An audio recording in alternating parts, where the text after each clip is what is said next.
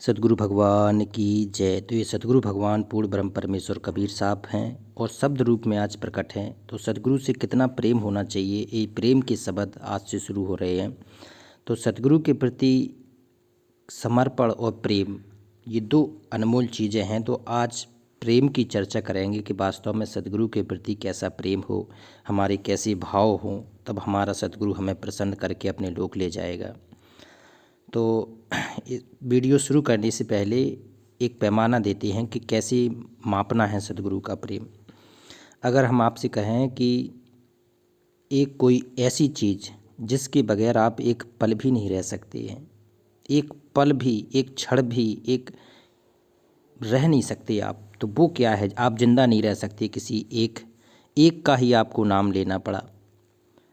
अगर आपसे कोई लिखवा ले कि एक चीज़ का नाम लिखो जिसके बगैर आप एक पल भी नहीं जिंदा रह पाओगे, तो कई लोग कई चीज़ें रखेंगे, वायु लिखेंगे, कोई पत्नी लिखेगा, कोई कुछ माता पिता लिखेगा, लेकिन जो सतगुरु प्रेमी है वो कहेगा कि बिना सतगुरु के हम एक पल भी जिंदा नहीं रह पाएंगे। तो ऐसे भाव आपके जिस दिन आ जाएंगे, समझ लेना कि आप उस परमात्मा के प्यारे शिष्य बन गए हो। तो आज का ये शब्द अनमोल है, थोड़ी इसको गहराई से समझना। कहते आज मेरे सतगुरु आए। देखो, अब हम लोग आधीन की पराकाष्ठा पर पहुंचेंगे। कहते हैं आज मेरे सतगुरु आए। अब सतगुरु क्या है? शब्द रूप में भगवान है, अंतर्यामी भगवान है सतगुरु।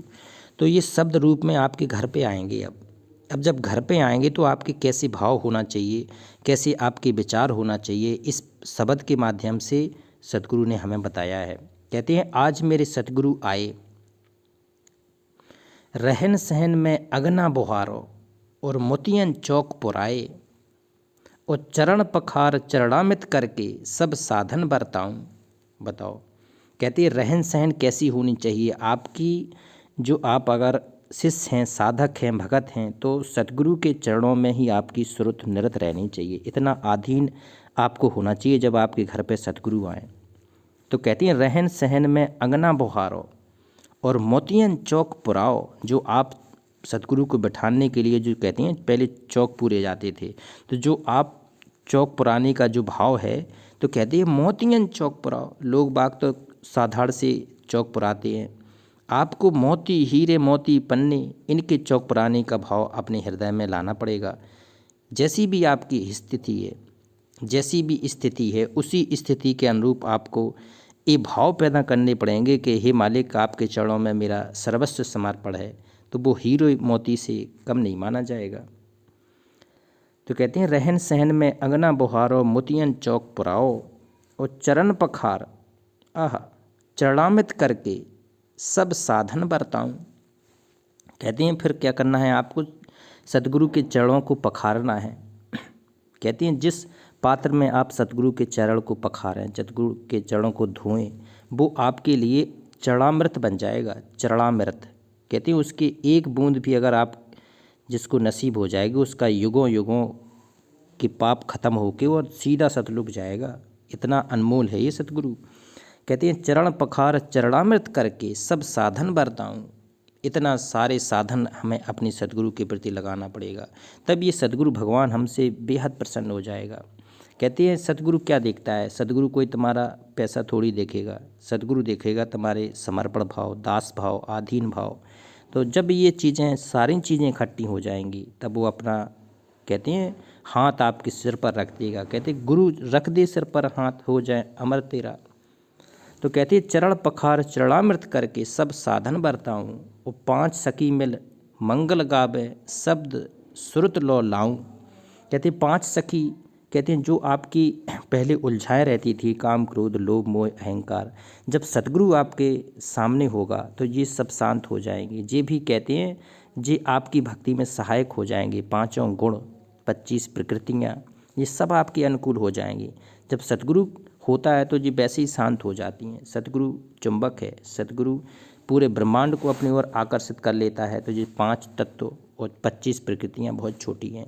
तो कहते हैं पांच सखी मिल मंगल गावें, ये सब मंगल गाएंगी सतगुरु का। शब्द सुरत लो लाऊं, जिस कहते हैं साधक की सुरत शब्द पे हो जाएगी। शब्द कौन है? शब्द सतगुरु का स्वरूप ही शब्द है, दूसरा कोई शब्द नहीं है, अनमोल कोई शब्द नहीं है, सार शब्द कोई नहीं है, सतगुरु का स्वरूप ही शब्द है। तो कहते हैं शब्द सुरत लो लाऊं, अपने सतगुरु के सुंदर रूप पर सुरत लगानी पड़ेगी आपको। कहते करूं आरती प्रेम नछावर, कहते हैं आपको आरती करनी पड़ेगी सतगुरु के प्रेम में निछावर होके, प्रेम मगन होके सतगुरु के चरणों की आरती उतारनी पड़ेगी। सतगुरु को प्रसन्न करने के लिए ये कहते हैं करूं आरती प्रेम निछावर, पल पल बलि बलि जाऊं, कहते हैं अपने आप को एक पल पल के लिए वे सर्वस्व निछावर कर दूं। हे मेरे प्यारे सतगुरु, हे मेरे बंदी छोड़, आपके ऊपर तो सर्वस्व लुटावत कर दूं, आपके लिए तो तन मन धन क्या, कहते हैं शीश दिए जो गुरु मिले तो भी सस्ता जान। अगर सिर भी सतगुरु के चरणों में अर्पित करना पड़े तो भी बहुत छोटी बात है, भक्ति मार्ग में ये बहुत छोटी बात है। कहते हैं करूं आरती प्रेम निछावर, पल पल बलि बलि जाऊं, और कहे कबीर दया सतगुरु की। आहा, क्या कह रहे हैं सतगुरु? कहें कबीर दया सतगुरु की, परम पुरुष बर जाऊं। वो परम पुरुष पूर्ण ब्रह्म परमेश्वर, परम पुरुष सत्य पुरुष अविनाशी राम सत कबीर भगवान, कहते हैं वो पति मिलेगा आपको। जब पति मिल गया तो वो पति फिर अपने घर भी ले जाएगा, घर है सतलोक। कहते हैं काल के जाल से हमेशा हमेशा के लिए मुक्त हो जाएंगे। कहें कबीर दया सतगुरु की, अगर सतगुरु की दया हो गई तो परम पुरुष बर जाऊं, वो पूर्ण ब्रह्म परमेश्वर अविनाशी राम हमारा कहते हैं पति बन जाएगा, पति परमेश्वर बन जाएगा और हमें अपने धाम सतलोक ले जाएगा। तो ऐसे भाव हमें अपने सतगुरु के प्रति लाने पड़ेंगे। जब तक ये प्रेम के अनमोल शब्द हैं, जब तक ये भाव आपके हृदय में नहीं आएंगे तब तक ये भगवान आपसे प्रसन्न होगा नहीं है, क्योंकि ये भगवान है, सब जानता है, सब देखता है, हर भाव उसके अंदर समाये हुए हैं। एक शब्द और लेते हैं प्रेम का, कहते हैं आज सुबेलो सुहावनो सतगुरु मेरे आए, और चंदन अगर बसाए मोतियन चौक पुराए। देखो ये भाव कहते हैं जी शब्द इसलिए सतगुरु कबीर साहब ने लिखे थे कि जो भी हमारी साधना करेगा, आराधना करेगा, हमारी भक्ति करेगा, तो वो गुरु को किस रूप में देखेगा। गुरु इष्ट होते हैं, गुरु ही भगवान होते हैं, दूसरा कोई भगवान पृथ्वी पे नहीं है जिसे मोक्ष की भक्ति करना है। तो कहते हैं आज सुबेलो सुहावनो, आज मौसम बड़ा सुहावना है, आज मेरे पुण्य का उदय हो रहा है कि सतगुरु मेरे घर आए, आज मेरे घर सतगुरु आ गए।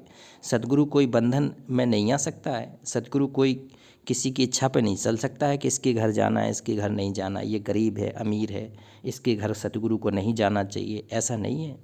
शब्द स्वरूपी परमात्मा है, आपके भाव देखिएगा प्रकट हो जाएगा।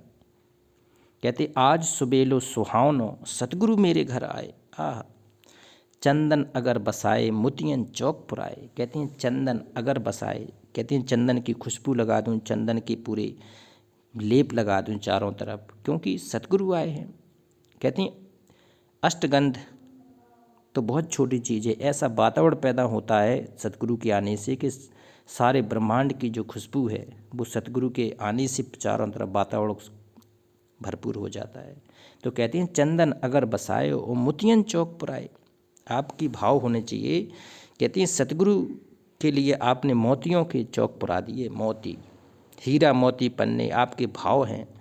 अगर आपके पास टूटी खाट भी है ना, अगर आपने भाव से उसमें टूटी खाट पे एक चद्दर भी बिछा दिया फटा पुराना, दरी भी बिठा दी फटी पुरानी, तब ये हीरे मोती से कम नहीं है आपके भाव। अगर टूटी खाट भी नहीं है तो अगर आपने कहते हैं एक कमरा भी है साइड में, अगर सतगुरु के लिए दरी बिछा दी है, कुर्सी बिछा दी है, तो ये भाव भी सतगुरु आपका देखता है। ऐसा नहीं है कि आप सतगुरु केवल भाव का भूखा है, ये मत सोचना कि सतगुरु जहाँ ऐसा आराम होंगे, कूलर होंगे, एसी होगी वहीं जाएंगे, ऐसा नहीं है, ये कलयुग है। कहती हैं चंदन अगर बसाए मोतियन चौक पुराए, सेठ सिंहासन बैठे सतगुरु सुरत नृत्य कर देखा, और साध कृपा से दर्शन पाए साधु रंग बिसेखा। कहती हैं श्वेत सिंहासन पर सतगुरु बैठा है। कहाँ बैठा है? ऊपर तीसरे मुक्ति धाम में, जहाँ मोक्ष धाम है, सतलोक है, कर नैनो दीदार महल में प्यारा है। कहती हैं वहाँ श्वेत सिंहासन है और श्वेत छत्र है, वहाँ पर भगवान बैठे हैं। तो कहते हैं श्वेत सिंहासन बैठे सतगुरु, आहा सुरत नृत्य कर देखा। जब आपके घर में सतगुरु आ जाएं तो आपको जहाँ भी सतगुरु बैठे हों, जिस रूप में बैठे हों, जिस भाव में बैठे हों, तो आपको ये देखना है कि हमारे सामने श्वेत सिंहासन पर मेरे सतगुरु विराजमान हैं। तो अब आपका कैसा भाव होना चाहिए? तो आप क्या करेंगे? आप सतगुरु के चरणों में कहते हैं समर्पित हो जाएंगे, अधीन हो जाएंगे। श्वेत सिंहासन बैठे सतगुरु और श्रुत नृत्य कर देखा, फिर पूरा श्रुत नृत्य सतगुरु में लगा देंगे। और साध कृपाते दर्शन पाए और साधु संग विसेखा। कहते हैं साध की संगत से हमें ये दर्शन पाए हैं। बिना साध की संगत से, बिना सतगुरु की संगत से, बिना सतगुरु की कृपा से ये दर्शन हो नहीं सकते सतगुरु के अपने घर पर। कहते हैं साध कृपा से दर्शन पाए साधु संग विसेखा। और घर आंगन में आनंद हो बे श्रुत रही भरपूर। और झरझर पड़े अमीरस दुर्लभ, है नैड़े नहीं दूर। देखो कहते हैं घर आंगन में आनंद हो बे। सबसे ज़्यादा आनंद हम भक्ति क्यों करते हैं? कि सतगुरु हमारे साथ हो, हमें लवाने के लिए आया हो, हम सतगुरु के साथ में उसके लोक जाएं हैं, सतगुरु के साथ में हम आनंद से काल के जाल से निकल के सतलोक में रहें। इसीलिए तो हम लोग भक्ति कर रहे हैं। तो कहते हैं घर आंगन में आनंद हो बे और श्रुत रहो भरपूर। ये सतगुरु के चरणों में आपकी श्रुत भरपूर रहनी चाहिए। और झरझर पड़े अमीरस दुर्लभ। अमीरस होता है अमृत। जी अमृत आपको झरझर के पीना पड़ेगा, भर भर के आपके पास में ये अमीरस आएगा। है नेड़े नहीं दूर, ये बिल्कुल पास में है, ये दूर नहीं है, बिल्कुल आपकी आत्मा में विराजमान है सतगुरु, हृदय में विराजमान है। बस आपके भाव ऐसे हों कि आपके श्वास, कहते हैं ये भगवान तो है सब श्वासन की श्वास में, कब आपके सामने आ जाए। कहती हैं द्वादश मद देख ले जाई, बिछ है आपे आपा। और त्रिकुटी मत तू सेज न रख ले, नहीं मंतर नहीं जापा। कहती हैं द्वादश मद देख ले जाई। इसी शरीर के अंदर 12 द्वारे हैं। द्वादश मतलब होता है 12 द्वारे। तो इन 12 द्वारों को भेदने की साधना केवल सतगुरु कबीर के पास है।